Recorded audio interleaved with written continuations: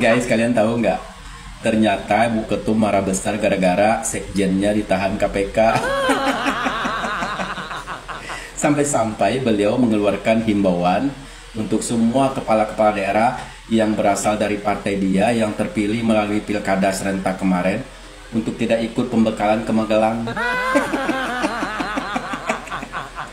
Emang agak lain. Ini kan agenda kenegaraan ya. Seharusnya jangan begitu dong. Seharusnya taati aturan begitu. Ini kan untuk kemajuan negara, daerah-daerahnya masing-masing. Boleh dikatakan ini pembekalan ya. Pembekalan bagi kepala-kepala daerah yang terpilih itu sebelum mereka tuh terjun ke tugas yang sesungguhnya, begitu loh. Jadi ini penting banget ini.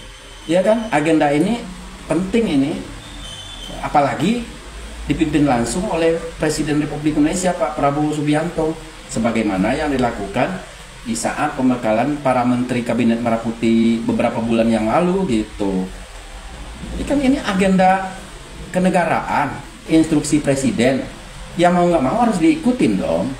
Kalau emang mau berbangsa dan bernegara ini dengan baik gitu ya, bukan enggak. Malah mengeluarkan himbauan. Aneh ya nggak? Boleh begitulah. Seharusnya dikesampingkan dulu masalah hal-hal yang lain itu. Kita fokus ke agenda kenegaraan. Itu seharusnya. Jangan dicampur adukan begitu. Tapi kan itu kan menurut kita. Kalau menurut mereka sih ya nggak tahu lah.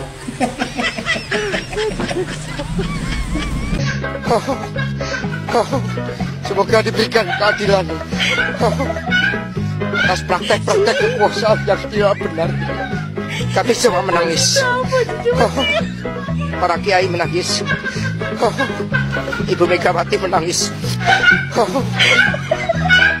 Setelah Ketua Umum PDIP Ibu Megawati Soekarno Putri mengeluarkan surat bahwa kader-kadernya yang terpilih menjadi kepala daerah itu untuk tidak mengikuti retret di Akmil Magelang. Nah, dari PDIP sendiri ada 159 kader yang menjadi kepala daerah. 8 diantaranya adalah gubernur, nah, seperti Pak Pramono Anung dan juga Iwayan Koster dari Bali. Pak Pramono Anung sama Iwayan Koster aja mereka tidak datang ke Akmil Magelang. Jadi kalau gini kan sama aja PDIP itu membongkar boroknya sendiri. Soalnya kenapa? Para kepala daerah itu kan dipilih oleh rakyat dan akan menjadi wakil rakyat. Tapi kalau mereka masih nurut dengan perintah ketua umumnya, berarti mereka bekerjanya bukan untuk rakyat, tapi hanya sebagai petugas partai. Atau bonekanya Megawati. Ya mungkin para kader-kader dari PDIP yang berangkat di Akmil Magelang ini, mereka itu sudah tidak takut lagi kali ya sama ketua umum PDIP. Dan mereka pasti sudah siap untuk dipecat. Tinggal lari aja pindah ke partai lain gitu ya kayaknya. Kegiatan retret di Magelang itu kan kegiatan pemerintah, pembekalan buat kepala daerah terpilih, dan itu dilakukan oleh pemerintah di bawah naungan Bapak Presiden Republik Indonesia, yaitu Bapak Prabowo Subianto. Berarti kalau kader-kader dari PDIP itu tidak boleh hadir di dalam retret Akmil Magelang ini, maka sama aja dengan melawan pemerintahan. Dan di situ tercatat yang tidak hadir. Yang tidak hadir itu ada sekitar 49 orang yang tidak izin alias tanpa keterangan. Nah, coba bandingkan. Dari 159 kader yang jadi, itu hanya 49 yang tidak datang ke Akmil Magelang. Berarti kan 200% itu datang ke retret di Magelang. Berarti mereka sudah tidak takut lagi dong sama ketua umum PDIP. Karena mereka hadir di Akmil Magelang. Itu rata-rata mereka berarti sudah siap untuk dipecat dari kader PDIP. Nah, kalau kayak gini terus, lama-lama PDIP bisa bubar dong, karena kadernya banyak yang dipecat. Jadi menurut saya, untuk yang melawan pemerintahan Pak Prabowo ini, buat kepala daerah yang tidak hadir di situ, mendingan dipecat aja. Kan ada kewenangan tuh dari Menteri Dalam Negeri, ataupun presiden dengan putusan DPRD itu bisa memberhentikan sementara wali kota ataupun bupati sesuai dengan Undang-Undang Nomor 23 Tahun 2014. Dah pecat aja tuh yang nggak datang ke situ tuh. Soalnya mereka kan cuma sebagai bonekanya Megawati. Blogo. Hei, kau dengar ya? Ini retreat ini perintah langsung dari Pak Prabowo. Perintah tertinggi dari negara ini. Perintah presiden. Yang kayak begini aja udah kau larang. Astaga. Ibu Megawati yang saya hormati. Kepala daerah adalah perpanjangan tangan dari presiden. Dari pemerintah pusat. Gunanya dikumpulkan di Magelang untuk menyatukan satu visi, satu misi dengan pemerintah pusat. Biar arah pembangunan Indonesia ini tercapai. Kayak gitu. Kenapa sih ngambek terus dilarang-larang? Ya, makanya kemarin yang milih-milih kepala daerah dari PDIP itu mana komenannya coba? Yang begini aja udah melawan perintah presiden. Bagaimana nanti kalau presiden memerintahkan hal-hal yang lebih urgent? Aduh, nggak habis pikir aku guys, nggak habis pikir. Kacau negara ini, ya. Kacau. Saya berpendapat bahwa jika para kepala daerah itu tetap mengikuti instruksi partainya, 2029 wis sama sekali gak tak senggol PDIP. Dan kader-kadernya. Kenapa? Artinya dia tidak mementingkan kepentingan rakyat lagi. Tetap tegak lurus, loyal kepada, kayak loyal sih perlu, kepada partai sebagai petugas partai betul, bukan petugasnya rakyat. Iki je urusannya ini. Artinya nanti di dalam perjalanannya memimpin daerahnya, pasti akan mementingkan partainya atau kepentingan yang lainnya. Yang jelas bukan kepentingan rakyat, khususnya para pemilihnya. Itu sudah pasti, sudah jelas. Kelihatan dari sini. Itu.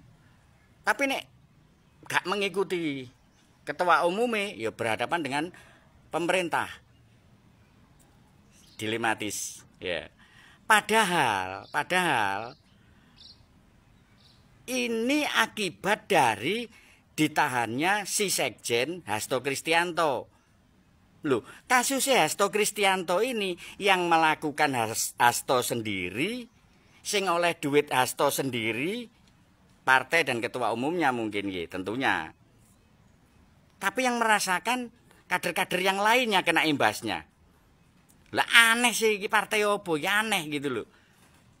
Sebagai penghormatan, menghormati, ya menghormati tapi yang jangan mementingkan menghilangkan kepercayaan rakyat.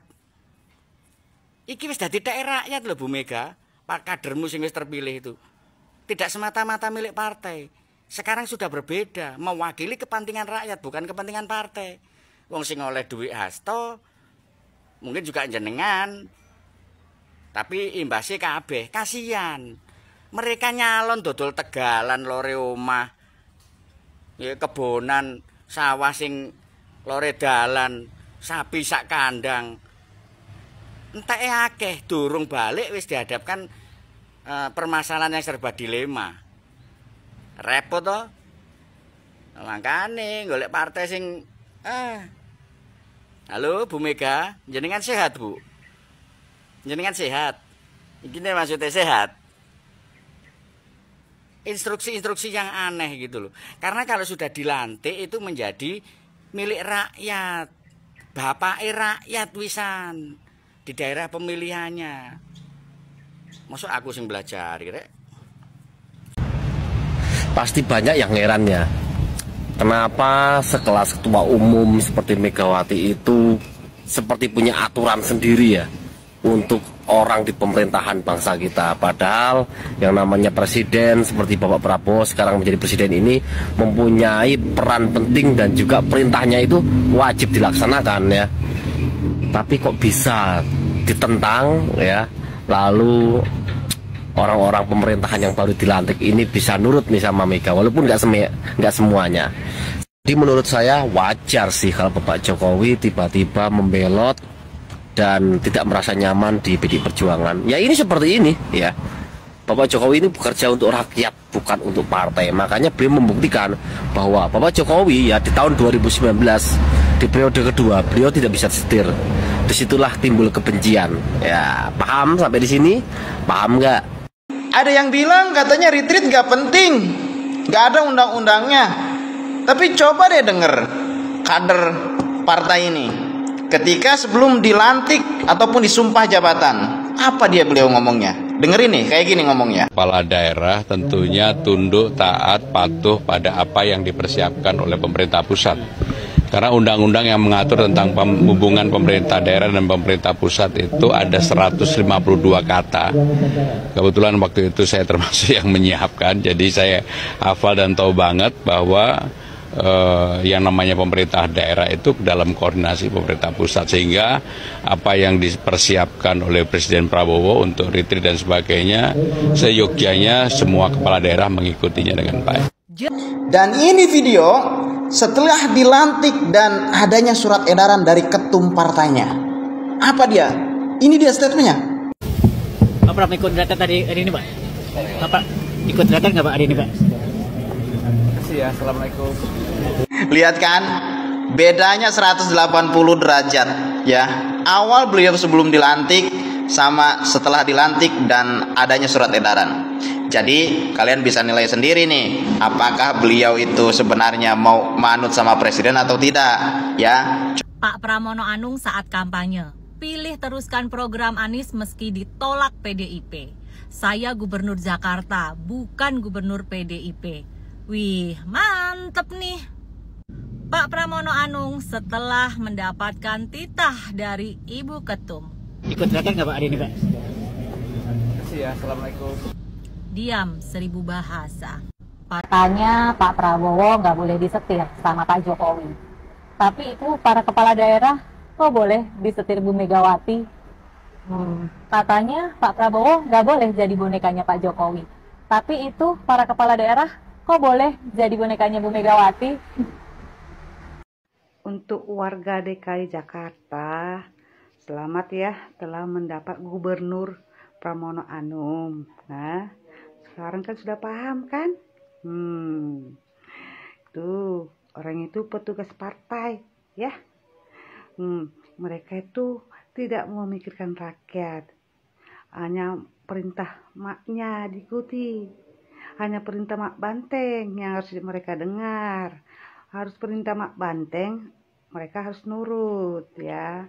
Kalau itu kan kayak masih bocah cilik yang harus diajari maknya. Pergi ke sana kok nak, mangut.